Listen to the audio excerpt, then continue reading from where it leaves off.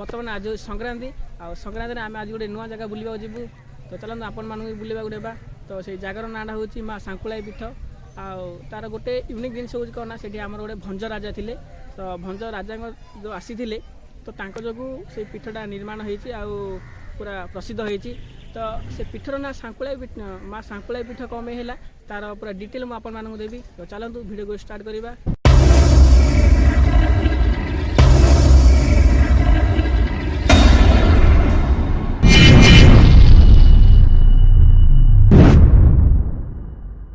एपटे आम सांकुलाई मंदिर जीवा रास्त देखलु कि माने एपटे गोटे आम बजरंग बाली मंदिर गोटे अच्छी तो आम भाविलु कि से मंदिर जाइए बुली आसबू कौन पाई ना जो भी कम आरंभ होगा पूर्वर फास्ट आम संकट मोचन वीर हनुमान नाम नहीं आरंभ कर तो से आम भाविलु कि जीवा तो जीवा मंदिर को जीवा तो एपट रास्त जो अच्छी हनुमान मंदिर तो देखा कहीं सीढ़ी अच्छी सीढ़ी देकी आम हनुमान मंदिर जीवु तो चलतु हनुमान मंदिर जीवा टे दर्शन करदे तापर जाइए सांकुलाई पीठ को जीवा तो चलतु जीवा।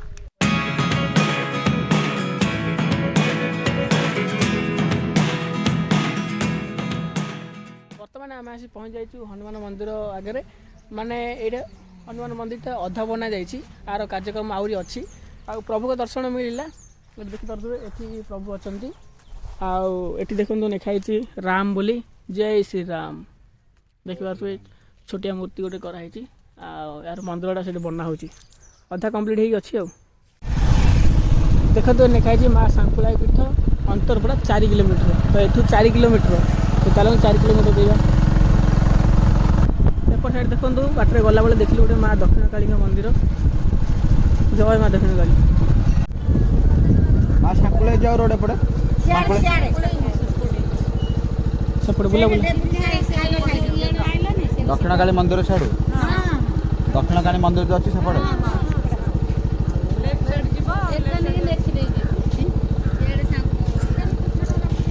आम आज रिटर्न हो कौन रास्ता टे भूलीगलु तो से आंटी जाऊ पचारे से कहले कि नाई तुम आगे पलि आस तो आम आज रिटर्न होपटे टर्न अच्छी से टर्न नहीं आम जीवु देखिपे एपट साइड पुणी आउ थे बाटर गला बेले देखिलु एपट साइड स्वामी त्रिनाथ मंदिर देखिए केते भल व्यू देखा जाउची देखो गोटे माने उस्त गछ गोटे अच्छी माने केते बड़ उस्त गछ ता मूल जाइए माने मंदिर गोटे बनाई भोले बाबा देखिपे से मंदिर ऊपर गोटे शिवलिंग अच्छी माने देखिए पूरा केरकेरा लगुच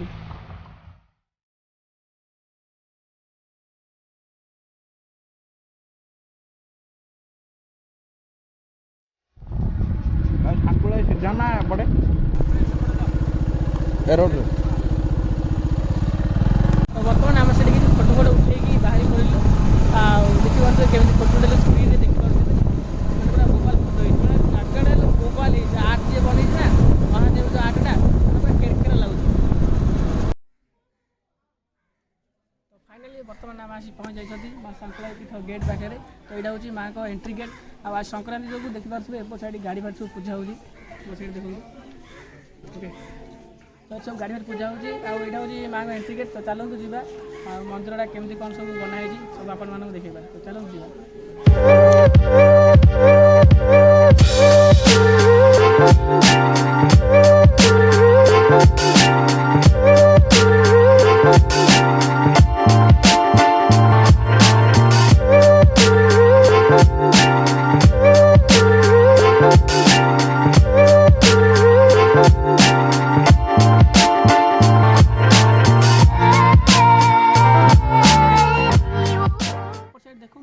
भीतर को आम आसिलु देखिलु उस्त गछ दीटा अच्छी उस्त गचर एक माने लुगा बेढ़ा जाकि पूजा करा जाउची और एपट साइड गोटे यूनिक चीज देखो जो सिंह दीटा बना जाइए माने देखिए पूरा रियल टी लिखा देखा जाउछ एटी देखो जो मंदिर जो ऊपर साइड लिखाई श्री गणेश माँ सांकुलाई आउ श्री कार्तिकेश्वर आउ एपट साइड जो दीटा सिंह अच्छे देखो केमती देखा जाउची बाप रे माने पूरा रियल नेचुरल देखा जाउची सदै खाई आसीबो हरी गेट रे जो देखिले श्री गणेश आ सांकुलाई आ कार्तिकेय तो ये गेट रो दी साइड रे दीटा मंदिर अच्छी देखिपे ये गेटा बंद अच्छी यहाँ हूँ श्री अनंत शयन विष्णु तो ये गेटा बंद अच्छी आउ ए गेटा खोला अच्छी आर से ऊपर लिखाई देखो नारायणी बोली तो चलते मंदिरटा देखा टे देखो गेट माने अधा बंद होगी अच्छी तो यहाँ हूँ नारायणी मूर्ति केमती देखा देखु एपट साइड भी दीटा मंदिर अच्छी ତ ଏ ମନ୍ଦିରର ଗେଟ୍ଟା ବନ୍ଦ ଅଛି। ଏଇଟା ହେଉଛି ଶ୍ରୀ ଜଗନ୍ନାଥଙ୍କ ମନ୍ଦିର। ଏ ଗେଟ୍ ବନ୍ଦ ଅଛି ଆଉ ଏ ଗେଟ୍ଟା ଗୋଟେ ଖୋଲା ଅଛି। ଏଇଟା ହେଉଛି ସତ୍ୟ ସାଇ ବାବା। ଏଇଟା ହେଉଛି ସାଇ ବାବାଙ୍କ ମନ୍ଦିର। ଦେଖନ୍ତୁ ମନ୍ଦିରର ଗେଟ୍ଟା ହାଫ୍ ମାନେ ଅଧା ବନ୍ଦ ଅଛି। ଦେଖନ୍ତୁ କେମିତି ଦେଖାଯାଉଛନ୍ତି ବାବା। ଦେଖନ୍ତୁ ଏଇଟା ହେଉଛି ସାଇ ବାବା।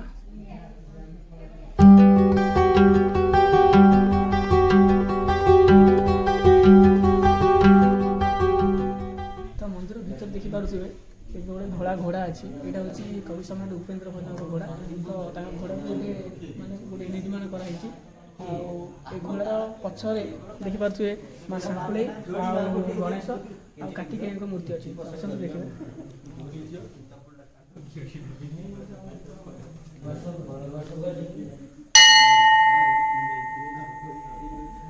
ଦେଖନ୍ତୁ ସେ ତଳେ ଯେଉଁ ମୂର୍ତ୍ତି ଅଛି ସେଇଟା ହେଉଛି ଗଣେଶ ଆଉ ମଝିଟା ହେଉଛି ସେଇଟା ହେଉଛି ସାଙ୍କୁଳେଇ ମା ସାଙ୍କୁଳେଇଙ୍କ ଆଉ ଏପଟଟା ହେଉଛି କାର୍ତ୍ତିକେୟଙ୍କ। ତ ଆମେ ଯେଉଁ ଗେଟ୍ରେ ଦେଖିଲେ ଆମେ ଏବେ ମନ୍ଦିରର ଭିତରକୁ ଆସିଯାଇଛନ୍ତି। ଆଉ ମନ୍ଦିରର ଚତୁଃପାର୍ଶ୍ୱରେ ବହୁତ ସାରା ମୂର୍ତ୍ତି ଅଛି ଆଉ ସବୁ ମୂର୍ତ୍ତିର ଉପରକୁ ସେ ପ୍ରଭୁଙ୍କ ନାଁ ଲେଖାଯାଇଛି। ତ ମୁଁ ଜାଣିବାରେ ନା ଆମର ଭଞ୍ଜନଗରର ଘୁମୁସର ଜିଲ୍ଲାର ମାନେ ଯେଉଁ ରାଜା ଥିଲେ କବି ସମ୍ରାଟ ଉପେନ୍ଦ୍ର ଭଞ୍ଜ, ତ ତାଙ୍କୁ ଏଠି ବ୍ରିଟିଶ ମାନେ ବାନ୍ଧିକି ରଖିଥିଲେ। ତ ସେଇ ସମୟରେ ମାନେ କିଛି ଗୋଟେ ଦୈବ୍ୟ ଶକ୍ତି ତାଙ୍କୁ ଏଇଠୁ ମୁକୁଳାଇଥିଲା। ଆଉ ସେଥିପାଇଁ ବୋଧେ ଆର ନାଁ ମା ସାଙ୍କୁଳେଇ ରଖାଯାଇଛି। ତ ଚାଲନ୍ତୁ ଏଇଟା କେତେ ଦୂର ସତ୍ୟ ଏଇ ମନ୍ଦିର ପୂଜାରୀକି ପଚାରି ବୁଝି ନେବା। ତ ମୁଁ ଯେଉଁ ଆପଣମାନଙ୍କୁ କହିଲି କି ଯେଉଁ ମନ୍ଦିର ଚତୁଃପାର୍ଶ୍ୱରେ ବହୁତ ସାରା ମୂର୍ତ୍ତି ଅଛି ବୋଲି, ତ ମୁଁ ମୂର୍ତ୍ତି ସବୁ କାଉଣ୍ଟ କରି ଦେଖିଲି କି 35ଟା ମୂର୍ତ୍ତି ଅଛି। ଆଉ ଆମର ଷ୍ଟାର୍ଟିଂରେ ଅଛନ୍ତି ମାନେ ଶିବ ମହାଦେବଙ୍କ ମୂର୍ତ୍ତି ଅଛି। ଆଉ ତା ପାଖରେ ଦେଖିପାରୁଥିବେ ଅମ୍ବିକା, ନରସିଂହ, ଲକ୍ଷ୍ମୀ, ତାପରେ ଆସୁଛନ୍ତି ଆମ ସରସ୍ୱତୀ, ଏପଟେ ଗାୟତ୍ରୀ ଆଉ ଏପଟେ ବାଲାଜୀ। ଏଇଟା ଅଛି ତ୍ରିନାଥ, ଏଇଟା ଅଛି ନବଗ୍ରହ। ନବଗ୍ରହ ମାନେ 9ଟା ଗ୍ରହ। ଦେଖନ୍ତୁ ମାନେ 9ଟା ଗ୍ରହର ମୂର୍ତ୍ତି, 9ଟା ମୂର୍ତ୍ତି ଅଛନ୍ତି। ଉପରେ 3ଟା, ତା ତଳେ 3ଟା, ତା ତଳେ 3ଟା। ଆଉ ଏପଟ ସାଇଡ଼ ଅଛନ୍ତି ନାରାୟଣ, ରାମ, ଲକ୍ଷ୍ମଣ, ସୀତା, ରାଧାକୃଷ୍ଣ, ତାର ଅଛନ୍ତି ନିତାଇ ଗୌର। ଏପଟେ ସିଂହମୁଖୀ, ଏଇଟା ହେଉଛି କାଳୀ। ତାପରେ ଏପଟେ ଦେଖନ୍ତୁ ତାରା, ଏପଟେ ହେଉଛି ଷୋଡ଼ଶୀ, ଏଇଟା ହେଉଛି ଭୁବନେଶ୍ୱରୀ, ତ୍ରିପୁରା ଭୈରବୀ, ଛିନ୍ନମସ୍ତା। ଏଇଟା ହେଉଛି ଛିନ୍ନମସ୍ତା। ଦେଖନ୍ତୁ କେମିତି ଦେଖାଯାଉଛନ୍ତି ମାନେ ଯାହାର ମସ୍ତକ ନାହିଁ, ମସ୍ତକ ତାଙ୍କ ହାତରେ ଅଛି। ଦେଖନ୍ତୁ ଏଇଟା ହେଉଛି ଛିନ୍ନମସ୍ତା। ତାପରେ ଆମର ଆସୁଛି ଧୂମାବତୀ, ତାପରେ ଦେଖିପାରୁଥିବେ ବଗଳାମୁଖୀ, ଏଇଟା ଅଛି ମାତଙ୍ଗୀ, ତାପରେ ଅଛି କମଳା, ବ୍ୟାଘ୍ରମୁଖୀ, ଗଣେଶ, ସନ୍ତୋଷୀ, ହନୁମାନ, ମଙ୍ଗଳା, ଏଠି ଅଛନ୍ତି ସାରଳା, ଏଠି ବିମଳା, ତାପରେ ସମଲେଶ୍ୱରୀ, ତାପରେ ତାରାତାରିଣୀ, ତ ଶେଷରେ ଅଛନ୍ତି ମା ବନଦୁର୍ଗା। ତ ଦେଖିଲେ ଆପଣମାନେ ମାନେ ମନ୍ଦିର ଚତୁଃପାର୍ଶ୍ୱରେ ବହୁତ ସାରା ମୂର୍ତ୍ତି ଅଛି, ମାନେ ଗୋଟେ ୟୁନିକ୍ ଜିନିଷ। ତ ଆପଣମାନେ ଯେଉଁ ଦେଖିଲେ ମା ସାଙ୍କୁଳାଇଙ୍କ ମନ୍ଦିର, ତ ମନ୍ଦିର ଠିକ୍ ବିପରୀତରେ ମା ବୁଢ଼ୀମା ଠାକୁରାଣୀଙ୍କ ମନ୍ଦିର ଅଛି। ତ ଚାଲନ୍ତୁ ସେଇ ମା ବୁଢ଼ୀମା ଠାକୁରାଣୀଙ୍କ ମନ୍ଦିର ଦର୍ଶନ କରିବା।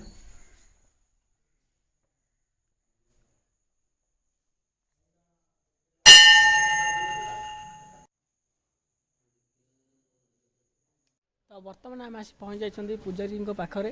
ଆଉ ମୁଁ ଯାହା ଆପଣମାନଙ୍କୁ କହିଲି ଯେଉଁ କବି ସମ୍ରାଟ ଉପେନ୍ଦ୍ର ଭଞ୍ଜଙ୍କ ବିଷୟରେ, ତାହା କେତେ ଦୂର ସତ୍ୟ ଆପଣମାନଙ୍କୁ ପୂଜାରୀ କହିବେ। ତ ପୂଜାରୀ ମହୋଦୟ, ମୁଁ ଏଠି ଯେଉଁ ମନ୍ଦିର ମା ସାଙ୍କୁଳେଇ ମନ୍ଦିର ବୋଲି କାହିଁକି କୁହାଯାଉଛି, ଆଉ ଆର ବିଷୟରେ କ'ଣ ଟିକେ କହିବେ? ଗୋଟେ ରାଜା ଥିଲେ, ଫାଷ୍ଟରେ ରାଜା ବନ୍ଦୀ ହେଇକି ଯାଉଥିଲେ। ସେ ମାଆଙ୍କୁ ସୁମରଣ କରିବାରୁ ସେ ମା ନିଜେ ଦର୍ଶନ ଦେଲେ ତାଙ୍କୁ।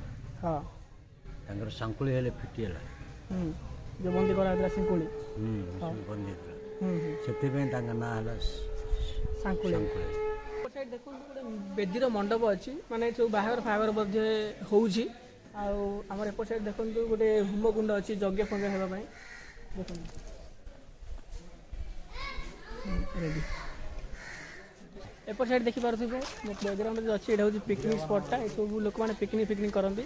ଆଉ ଏପଟ ସାଇଡ଼ରେ ସବୁ ପାର୍କ ଫାର୍କ ବନାଯାଉଛି। ଚାଲନ୍ତୁ ଦେଖିବା ପାର୍କ ସବୁ କେମିତି ବନାଯାଉଛି। ଏପଟ ସାଇଡ଼ ଗୋଟେ ବ୍ରିଜ୍ ଟାଇପ୍ର ଗୋଟେ ବନାଯାଇଛି।